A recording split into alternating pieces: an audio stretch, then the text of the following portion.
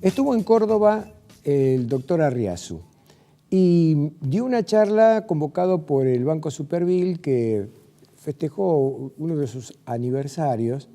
Y el doctor Arriazu lo que tiene de importante es que él es un académico de la economía. Es decir, todas esas preguntas que nosotros nos hacemos, ¿cuál es el origen de esta crisis?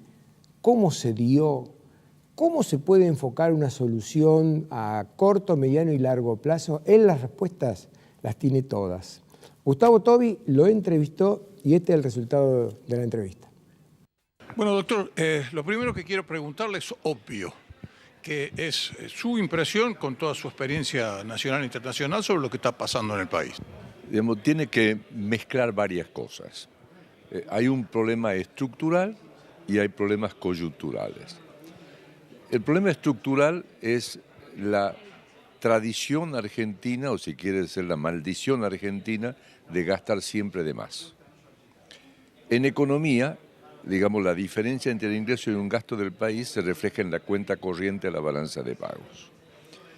Para poder gastar de más, alguien me tiene que prestar. Si no me prestan, yo no puedo gastar de más. Generalmente, o cuando hay suba de los términos de intercambio, o sea, mejora de los precios de las materias primas, o el mundo confía en Argentina, le quieren prestar. Y Argentina inexorablemente, para gastar de más, digamos porque ese es el hábito nacional, pide prestado. De golpe, por cualquier motivo, el acreedor, digamos, dice no quiero prestarte más o quiero cobrar. Y en ese momento el país se encuentra en el problema que tiene que bajar su gasto automáticamente. Y no es un problema que quiera o no quiera. Digamos, si no me prestan yo no puedo gastar de más. Entonces, en este momento tenemos un déficit en cuenta corriente el año pasado de 5 puntos del producto, 31.000 millones de dólares. Eso es el equivalente de lo que Argentina gasta de más por encima de su ingreso. Si de golpe me dejaran de prestar, yo tendría que bajar el gasto, no 5, 8% como mínimo, porque al bajar el gasto también cae la producción de lo que se llaman sectores no comerciables, servicio, construcción y compañía. Y esa situación no la aguanta políticamente nadie. Eso es lo que pasó en todas las crisis de balanza de pago en la Argentina. Todas las crisis argentinas son exactamente iguales. Exceso de gasto y de golpe el acreedor no me quiere prestar. Es lo que pasó en Brasil en 2013, es lo que pasó en España en el 2009, es lo que pasó en Grecia, es lo que pasa en todos los países. Eso es lo estructural y que Argentina tenía que resolver. Yo escribí una columna hace más o menos 2 meses antes de todos estos líos, diciendo al sector externo hay que tratarlo con mucho cuidado. Y la flotación no me resuelve ese problema. La flotación lo que me hace es que no me pueda quedar sin reserva porque no vendo. No puedo haber crisis financiera porque la gente, digamos, no puede sacar las plata de los bancos para comprar dólares, no puede destruir los pesos. Pero la baja del gasto es inevitable con cualquier sistema. Por eso siempre hay que manejarlo con mucha prudencia. A eso este año se le agregó una sequía que nos costó entre 7.500 a 8.000 millones de dólares. Impacto directo 1,4.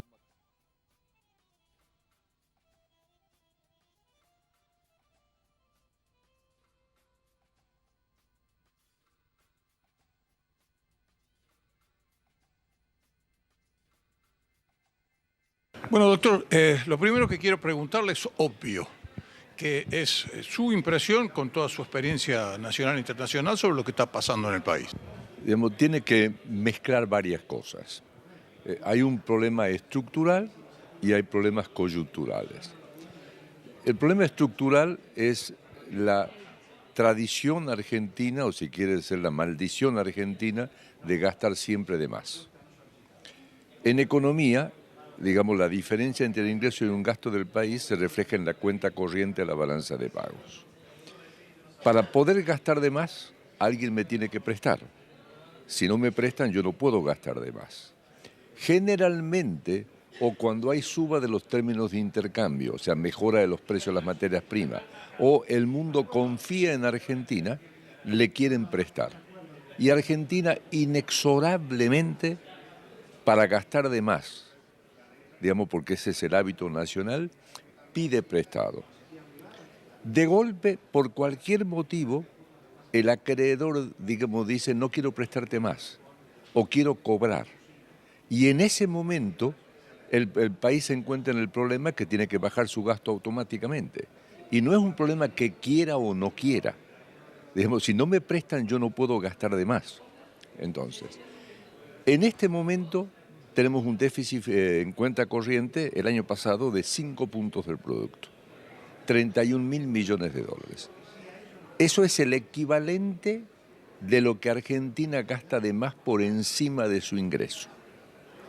Si de golpe me dejaran de prestar, yo tendría que bajar el gasto, no 5, 8% como mínimo, porque al bajar el gasto también cae la producción de lo que se llaman sectores no comerciables, servicio, construcción y compañía. Y esa situación no la aguanta políticamente nadie. Eso es lo que pasó en todas las crisis de balanza de pago en la Argentina. Todas las crisis argentinas son exactamente iguales. Exceso de gasto y de golpe el acreedor no me quiere prestar. Es lo que pasó en Brasil en 2013, es lo que pasó en España en el 2009, es lo que pasó en Grecia, es lo que pasa en todos los países. Eso es lo estructural y que Argentina tenía que resolver. Yo escribí una columna hace más o menos 2 meses antes de todos estos líos, diciendo al sector externo hay que tratarlo con mucho cuidado. Y la flotación no me resuelve ese problema. La flotación lo que me hace es que no me pueda quedar sin reserva porque no vendo. No puedo haber crisis financiera porque la gente, digamos, no puede sacar las plata de los bancos para comprar dólares, no puede destruir los pesos. Pero la baja del gasto es inevitable con cualquier sistema. Por eso siempre hay que manejarlo con mucha prudencia. A eso este año se le agregó una sequía que nos costó entre 7.500 a 8.000 millones de dólares. Impacto directo, 1,4% del PBI, más el impacto indirecto de los que no pueden gastar los agricultores porque no tienen el dinero. Hay que agregarle que como hubo un déficit aumentó el tamaño de la deuda, por lo tanto hay que pagar más intereses. Y hay que agregarle que si bien estamos importando menos energía, todavía somos importadores. Y como aumentó el precio del petróleo y del gas en el mundo, en realidad tenemos que pagar más que lo que pagábamos antes. Estamos en una tormenta perfecta. Estamos en una tormenta perfecta. La pregunta es, ¿significa eso que no tenemos esperanza? La respuesta es no. Si hacemos las cosas bien hechas, vamos a tener un periodo de tiempo muy, muy duro, pero al mismo tiempo con perspectivas buenas. ¿Por qué? Las sequías en la Argentina nunca duran más de un año. Por lo tanto, la cosecha del año que viene va a ser una cosecha, digamos, muy buena. Eso es lo que dicen al menos todos aquellos sectores que están vinculados al campo. Sí, y cuando hacemos todos los cálculos nos daría una mejora en la cosecha del año que viene de casi 11.000 millones de dólares. Ahora, eso es bajo cierto supuesto de precios. En el mundo están el nivel de los stocks en relación a consumo de todos los productos agropecuarios está cayendo. Eso debería hacer que gradualmente los precios se recuperen, siempre y cuando no entremos en una guerra comercial. Segundo lugar, nosotros estamos comenzando a desarrollar ya con mucho éxito la producción de vaca muerta. Digamos, Tecpetrol en el mes de mayo produjo 5.700.000 metros cúbicos de gas, que además tienen un poder calórico más grande que el estándar. Por lo tanto, todo eso me va a ir cambiando el saldo de la balanza energética el año que viene. El tema es cómo hago yo en la transición. En la transición es una mezcla de financiamiento y ajuste. Financiamiento, por ejemplo, los stocks de soja y de maíz son una forma de ahorro financiero de los agricultores que no aparecen en la cuenta capital, sino aparecen en la cuenta corriente. O sea, el año pasado no aparecieron en exportaciones. Este año había dudas si existían o no, pero ya sabemos la molienda de los primeros meses cuando no hay cosecha de soja. Y sabemos las exportaciones de maíz de los primeros meses cuando no hay cosecha de maíz. Entonces eso nos va a ayudar un poco. La segunda parte que es importante para Córdoba es Argentina es un importador neto de autos. Teníamos, digamos, la segunda venta más alta de la historia, pero casi todos los autos venían de afuera, no cumpliendo un acuerdo que hay. Bueno, este año el acuerdo está comenzando a cumplirse y las exportaciones están comenzando a subir. Eso también debería ahorrar un poco en la cuenta corriente. Ahora, lamentablemente, por otro fenómeno completamente distinto que se produjo, que es el de la corrida del 23 de abril, eso generó tanto miedo que ahora están cayendo las ventas de automotores. Eso nos va a favorecer en la cuenta corriente, pero va a afectar el nivel de actividad. Y eso está pasando también en la construcción y en otros sectores. Entonces, el gran tema es no tratar de evitar lo inevitable. Porque si bien se nos desapareció el acreedor externo de mercado, apareció un acreedor que es el Fondo Monetario, cuya función en realidad es aminorar o atenuar el ajuste. Al contrario de lo que se cree, el fondo me está reemplazando a un acreedor. Si yo no tuviese el fondo, el ajuste sería muchísimo más grande. Obviamente, digamos, no voy a estar en la fiesta que estaba antes. Digamos, porque Argentina cree que estuvo en un ajuste fenomenal, pero la verdad es que estuvo en una fiesta. Digamos, y llevamos años de fiesta y siempre estamos con el mismo tipo de fiesta. El análisis me parece brillante, doctor, como todo lo suyo, porque es absolutamente global. Ahora, el gobierno lo ha reconocido, ha dicho que va a ser un semestre muy duro. ¿Va a ser un semestre o puede ser todavía un poco más largo ese periodo, digamos así, de bolsillos muy flacos? En teoría, la cosecha de trigo debería aparecer en noviembre y diciembre, y eso debería comenzar a atenuar la situación. En el fondo, a mí me falta agregar el otro fenómeno, que es lo que pasó, digamos, a partir del 23 de abril y que estamos todavía sufriendo las consecuencias.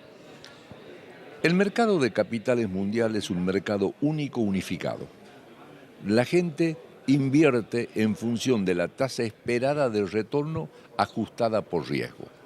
La razón por la cual Argentina tiene que pagar más que otros países es porque su riesgo es más alto.